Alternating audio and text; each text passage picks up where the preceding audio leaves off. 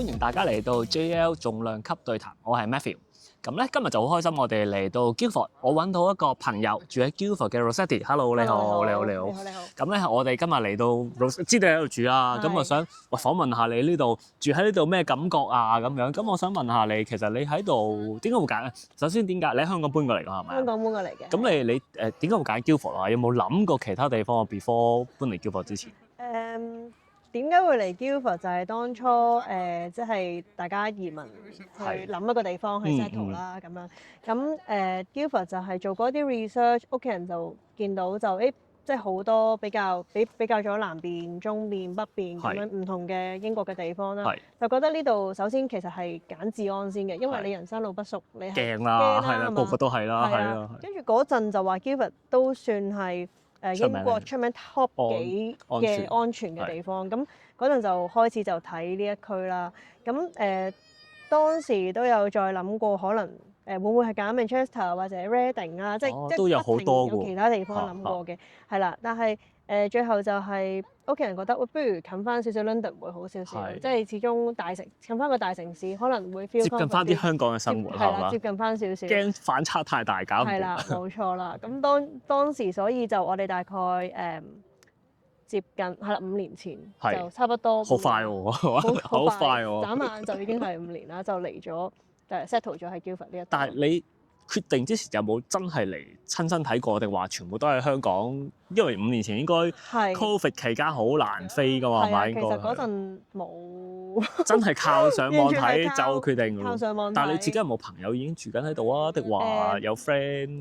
當時就因為咁啱其實都唔係咁啱啦，都叫做係大家同親戚有一個共識，就係話大家不如一齊 settle 喺 Guildford 呢區啦咁樣。其實應該都好多香港人都係咁樣，好多香港人拉住朋友、拉住屋企人一齊去咯。係啦，咁佢哋就早我哋到步，可能3-4個月，咁我哋就即係就接近一齊去啦，一齊到啦咁樣，係咯。咁容易啲適應嘅，係啊。嗰陣就 Covid 就所以都話冇實地考察啊，連租樓當時都係隔岸。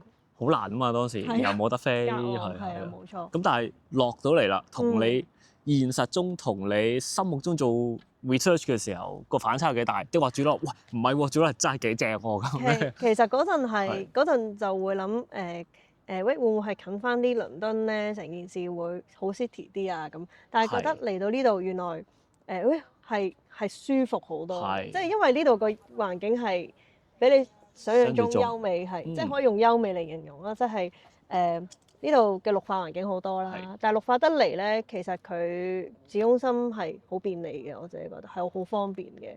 冇錯，所以就適應得好快啊！我自己覺得。因為譬如我哋頭先行嗰條街咧，我第一個感覺就覺得，哇！呢度就係可能係同香港反差太大啦。香港嚟所有啲街全部好繁忙啊，商場啊，咁但係呢度正正在你又好慢活嘅感覺，你有好大牌子，即係條 High Street 大牌子又有，但係你有啲好多boutique嘅 shop 啦、餐廳啦、小店啦。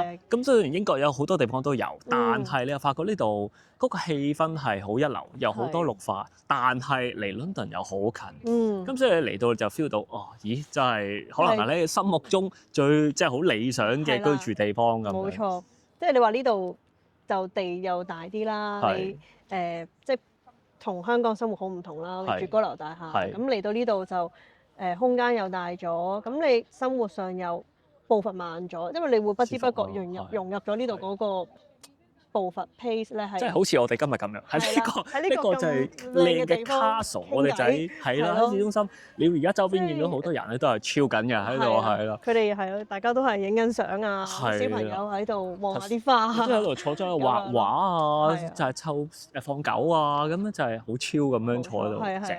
即係呢啲就香港好難得咯，你呢個冇咁嘅閒情坐咗喺度。係啊。咁我想問你，譬如而家你喺度住啦，咁我相信你身邊啲朋友應該個個都應該係咪越嚟越多人啊？你住咗落嚟，即係好多賴住好多朋友落咗嚟啊咁樣。有一啲即係讀書嘅同學啦，佢哋都有自己賴咗過嚟，佢哋都喺呢度都2-3年啦，即係不知不覺大家都識㗎，係揾到。咁同埋呢度都識到一啲幾有緣分嘅香港朋友咯，即係你喺香港唔會遇到佢哋嘅，但嚟到呢度就有啲街坊係啦，咁樣就識咗做朋友咁樣。咁我想知你，我記得你自己有開間餐廳，有開間小食店咁樣。咁啊，點解都會決定呢度易唔易做啊？喺度做生意，但係我聽你講過冇香港咁搶嘅係咪？即係做冇香港咁搶嘅，因為你香港你乜都快啊嘛。係啊。但係呢度係即係尤其是你喺呢度服務翻都係本地客，係可能佔多啲啦。因為始終人口上佢哋都係佔最多啦。咁佢哋嘅耐性係好好嘅，同埋佢哋包容性都好強。即係你做呢啲小生意，佢哋會同你好 friendly， 咁就即係好容易嘅成件事。頭先我哋落去買咖啡咧，勤力就可以係咯。落去買咖啡都吹一輪水咁樣嘅，講幾句咁樣，即係好開心嘅咁。即係個壓力上冇咁，工作上係冇香港咁大。同埋我 feel 到呢度啲消費力都幾強喎，真係係嘛？其實當時都有諗，因為喺香港嘅時候決定咗，可能喺呢度有個小生意啦，同先生嘅時候就會諗邊嘅消費力強啲。咁南邊就相對上消費力強啲，大家會 general 都係 general 都係啦，係。所以就都叫做 OK 啦，都好彩嘅。尤其即係成個 Surrey， 我諗尤其呢部分或者周邊啦，應該 so far 你 feel 到啊，啲屋啊、車啊、人啊，全部都係靚啲嘅。咁你 feel 到個消費力應該好強下。係啊係啊。咁 so far 就係即係你，譬如你喺度住啊，或者你鋪頭附近啊，有冇啲咩呢度特別中意，或者係有啲覺得都仲同香港爭啲嘅，有冇啲咩地方咧？我自己你話即係講翻 Guildford 呢區啦，我自己會好中意呢度嘅一啲餐廳或者小食店，即係或者咖啡店咧，其實佢又俾到一個感覺係你好恬靜，即係好 relax，可以嘆杯咖啡咁樣咯。即係呢樣嘢就同香港就差好遠啦。香港有機會佢首先坐室外一定係熱啦，係咪先？天氣啦，係啦，室內佢有機會會趕你走啦。咁你可能好難可以即係超住咁樣飲一杯咖啡，咁即係過一個下晝。但係呢度就有呢個好處咯，即係比起如果你想 relax 啲嘅生活，我覺得呢度係舒服，係好舒服嘅。咁同埋我哋啦，屋企自己比較中意足球啦，咁所以你話我哋間唔時如果有一啲球飛波飛可以搶到咧，就係啦，搭出去睇波都係好方便。係啊，就會，所以就係其實揀翻近 London 都係咁解嘅，因為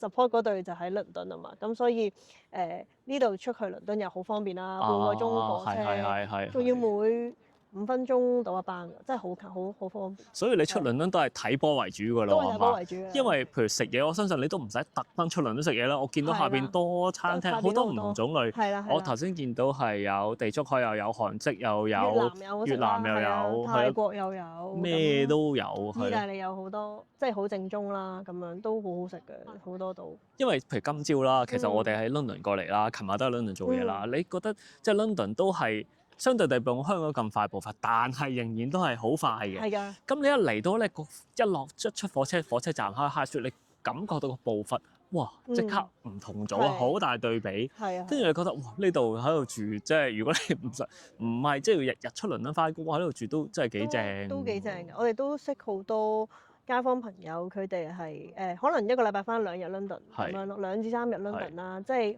其餘時間 home office 咁樣啦，佢哋都會揀 Guildford 咯。始終呢度出去叫做真係快嘅。係，我哋頭先搭火車嚟咪30分鐘、35分鐘，咁 Waterloo 直到咁樣咯，又好舒服架火車咁樣去。係咯，咁如果你要就翻小朋友，咁當然呢度適合家庭生活多啲啦。咁爹哋就可以出倫敦翻工，媽咪又可以喺呢度好便利咁照顧到小朋友。我相信呢度都係好多 local 人都係咁樣啦，即係應該係都要揾翻咁上下人工嘅先話得afford得起咁嘅生活啦，係啊。都係㗎。正喎呢度，所以真係舒服嘅。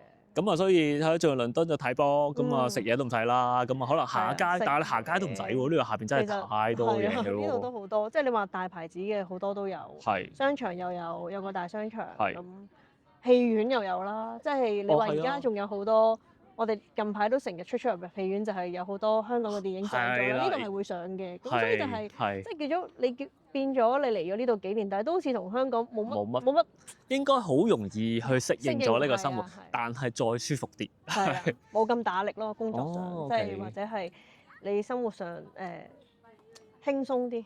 我想話學校你冇小朋友啦，咁但係我知道你有好多屋企人有小朋友，咁都應該嚟到呢度都好大部分都係喺學校係嘛？係啊，為咗嗰個，其實佢哋當初揀都係為咗個校網先，然後都係即係校網同治安同步一齊去諗啦咁樣。咁因為我有4個仲係讀緊書嘅表弟表妹，哦，犀利！係啦，都雖然你冇小朋友，不過應該都好熟悉啊，都好熟悉。咁所以佢哋都 feel 到啲家長諗緊啲咩啦，係啊。佢哋就揀呢度就係而家佢哋讀嗰啲都係 outstanding 嘅學校嚟嘅，即係唔一定係私校嘅。呢度係有私校嘅。我見到啊，有間 grammar school 好有型啊。係啊，嗰間 grammar school 係私校啦。咁仲有一間私校嘅女校嘅，我聽過就 RHLGS 咁樣。係啦，咁樣咁但係你話公立嘅咧，即係普通嘅有 County， 係啊，即係啲好出名嘅 St. Peters 啊，天主教學校啊，咁樣都會有咯。咁即係佢哋由小學，我啲表弟表妹全部都小學升上中學啦，全部都喺晒度啦，已經喺晒度啦。咁而家你一個都準備上大學添啊，即係佢已經讀咗好多，即係不知不覺5年啦都。咁所以係。佢哋都開心㗎。所以其實就喺呢度住係又有校網啦，又安全啦，又方便翻工啦，環境又靚啦，所以即係 conclude 咗點解你會揀到，亦都非常之中意啊！我相信應該好多香港人都好似即係你咁嘅諗法先會落嚟啦，係嘛？所以呢度都好多香港人嘅，呢度都係。即係講開香港人啦，咁有你嘅認知大概有幾多香港人住啊？你自己生活圈可能有1萬鬆啲咯，即係你話連埋小朋友可能都有幾誇張，可能有2000個 family 啊，大概都幾誇張，1000 咁個 family 啊都有。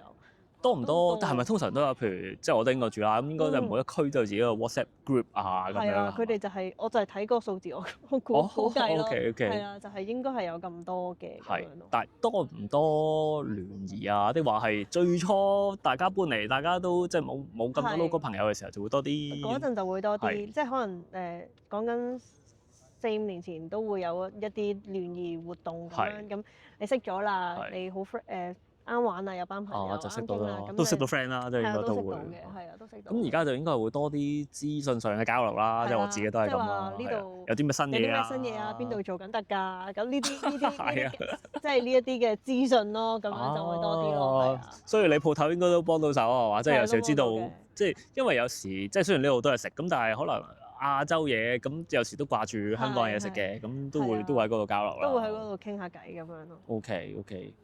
咁啊，如果有冇啲 advice 俾啲可能即係即將會揾緊英國地方揾地方住，或者喺第二個區搬嚟嘅，有冇啲咩特別嘅建議啊？呢度啊，住邊區好啊？會唔會係市中心方便啲定話？係啊，其實市中心就當然係最便利啦，真係嘅。因為你 walking distance 可以去到火車站啊，或者係超級市場啊買嘢咧，你係對於啱啱到埗，我覺得係都好緊要啦，係啊，咁因為你未必即刻有車噶嘛，即係你落地嘅時候，你如果你唔識人嘅話，冇人會幫手車出車入啦，咁樣，所以就係你話 Guildford 可能周邊甚至佢嘅市中心 area 都係一個好好嘅落腳點咯，我自己覺得。同埋咧，即係少少題外話，即係譬如 Guildford 呢度應該係呢度 Surrey 個附近嘅區域應該係最大嗰個 town，咁應該係咪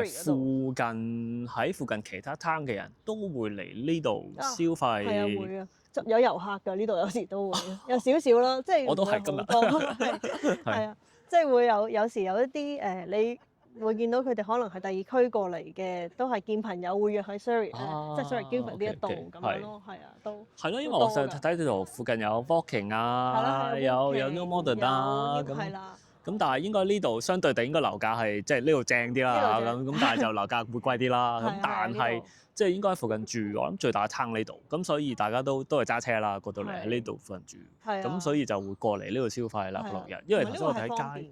係咪好方便？因為 A3 倫敦嗰條 highway 一落嚟，其實就係 Guildford 啦。咁反而你話 A3 又去唔到 Woking 嘅喎，咁所以就可能變咗 Guildford 點解會其中一個即係比較大嘅 area，係一個 urban 少少啦咁樣嘅 area，但係佢又其實又唔缺乏綠化嘅，所以係一個幾舒服嘅地方嚟嘅。哦，我哋因為我有養狗仔啦，係咁所以狗仔嚟到呢度就我哋又會揾好多附近嘅郊野地方俾佢玩啊，郊野公園啊，咁呢度係都不缺乏嘅喎。咁所以即係都幾好嘅，即係你放下狗，又會見到一啲香港街坊同啲小朋友行緊山咁樣，即係幾開心嘅。OK，咁所以應該而家成日都即係出街，你會見到好多香港面孔㗎啦呢度。係啊，都有啲啦，都會 say 下 hi 咁樣，都會認得咁樣。OK。咁啊，今日好多謝你接受我嘅訪問啦。咁啊，一陣間帶我哋行下，介紹下啲正嘢俾我哋。咁啊，如果閣下對呢個 Guildford 嘅樓盤有興趣咧，記得揾我哋 JL 啦。拜拜。拜拜。